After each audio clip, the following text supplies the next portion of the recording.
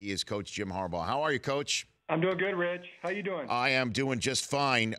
Let's talk about the game in Purdue. Where do you place the offense right now, based on where you'd like it to be, Coach? Improving. It's a season of increases for us.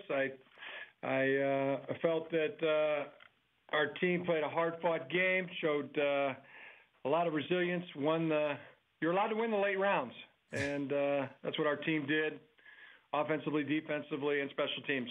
Okay, and how's Wilton Spate doing? Best you can tell right now. Well, we're still assessing that, Rich. Oh, okay, and was that hit? Was that hit with Wilton, Coach? Was that legal? In all honesty, sitting there watching it from my couch, and it certainly looked like that was an extra hit on Wilton Spate that might have knocked him out of the game. That's what appeared that way to me. Yes. Okay.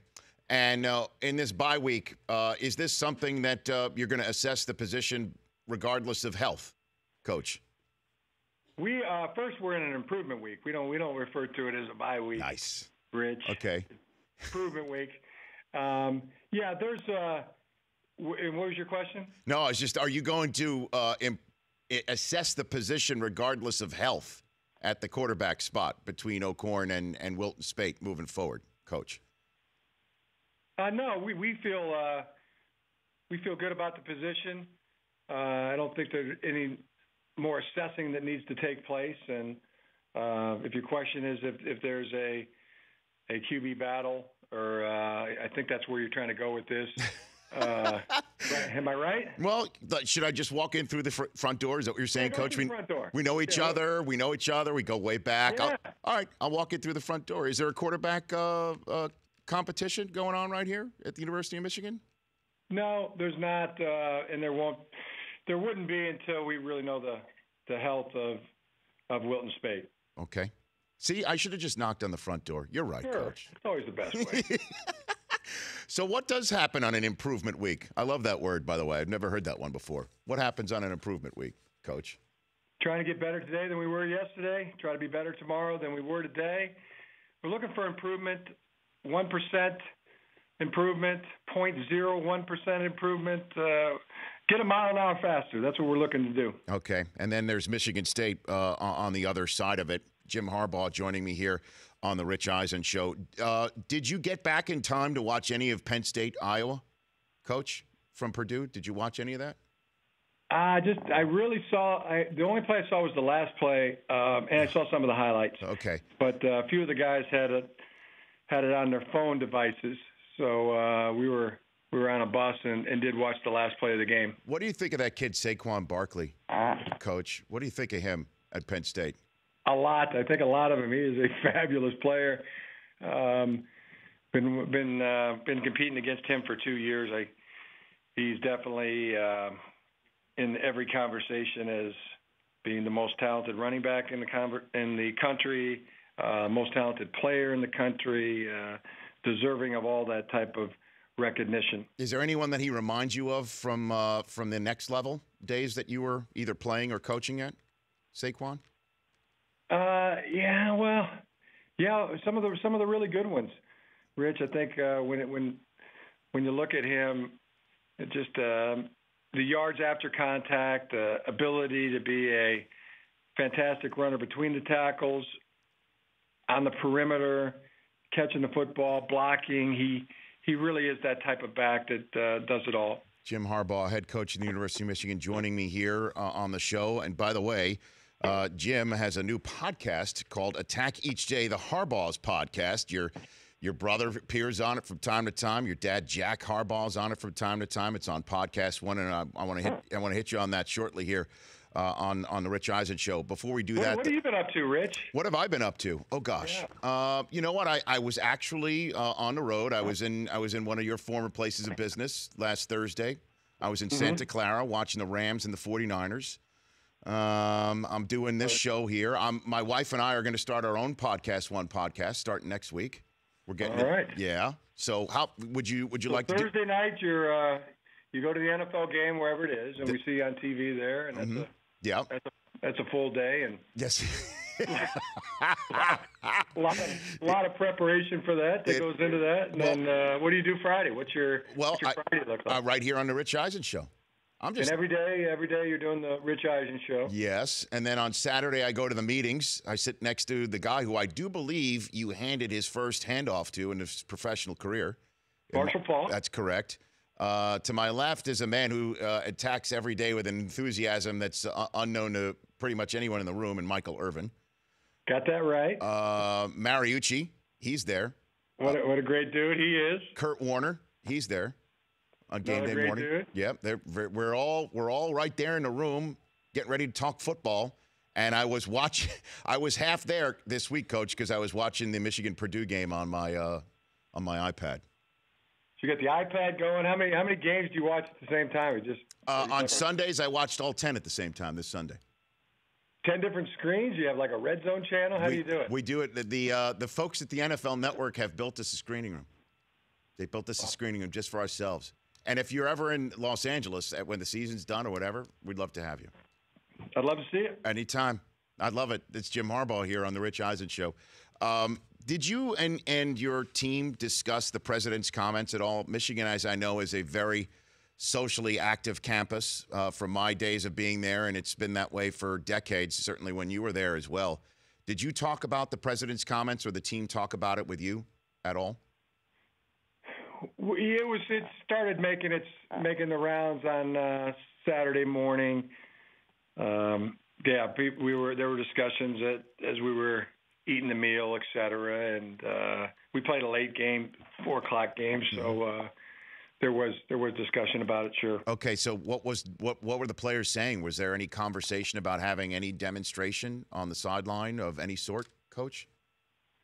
No, I didn't hear that. Just some of the comments they were making the rounds on Twitter. We all read LeBron James and Steph Curry, and that was most of the discussion was, kind of back and forth, just like probably every other person in the country was doing at the same time. Well, what did you think of the president's comments? I know you spoke about it after the game. I'd love to hear what you had to say. Well, you probably read it. I mean, it's well documented. I've spoken out on it, and I'm on the record. So, and I've been on the record from the beginning, Rich. And for me right now to restate it, it just feels like, to use a football analogy, piling on. And I'm getting a sense that this is really becoming a political football. What the players are doing, whether they're going to take a knee or not take a knee, and it feels like a distraction. It feels like a distraction being used by, in this case, the president. Don't look what's going on in this hand. Look over here and don't look at this hand. See what's going on with this, like a magician would do. It just has that feel to me, and I don't support it. I'm not. I don't think it's good. I don't think that that it's good for the country or football or anything that the game is being used as a political football. Do you agree? I mean, it's the sense I have of it. Well, in terms of what you just said about look over here and not look over here. Right. It did strike me that he used the National Football League in a way to throw out a piece of red meat to his political rally on Friday night, and then realized over the weekend what might be done of it. Others do believe that he just loves the country so much that he's standing up for it, and the NFL has caught him between. So is the NBA too, Coach, as you pointed out, that you and your teammates, you and your players were talking about what LeBron James had to say. And I'll be honest with you, while we're having this conversation, it puts me in a very difficult spot, because I think a lot of people tune into a show like this because they want to escape this sort of stuff. Yeah, that's kind of my feeling. I as I said, I've spoken out about it, haven't sat on the sidelines, and clearly on the record. So have you spoken to Kaepernick at all lately? It's been a few weeks, but been in touch. Absolutely. Okay. And what do you talk about this, I guess, with your brother at all? Because obviously he was over there in London, and his game was the first one of the weekend with a national anthem being played on foreign soil. I'm wondering if you and John had a conversation about this sort of thing. No, didn't have a chance to. As you said, he was over in England preparing his duties for the ball game yesterday. Okay. Let's move on before I let you go here about this podcast. Why are you doing it? You enjoying it? For fun, yeah. Enjoying the heck out of it. If you've had a chance to listen to it, you'll pick up exactly why I'm doing it. My dad is the star of the show.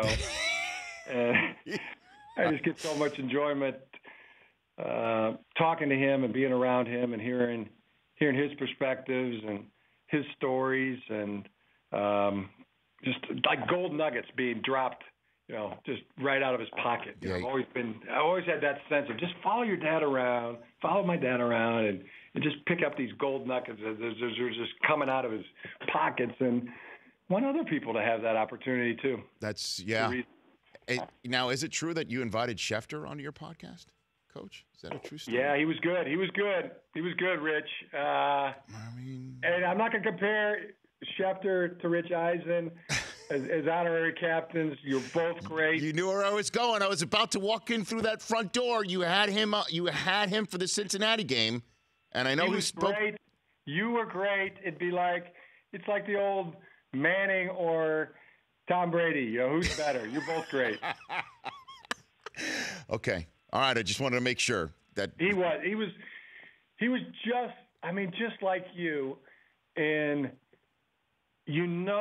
that the love of Michigan and just how much pride you have in the school and what a great experience you had. I mean, it came so through when you were here that resonated with everybody here, and it did with Adam Schefter. I mean, wow. And the pride that we all have, that you guys are doing so well and you think so highly and of what of the school that we are all a part of. So he was on your level. Okay. For sure. Okay. And I got to ask, which one am I? Am I Brady or Manning? Which one?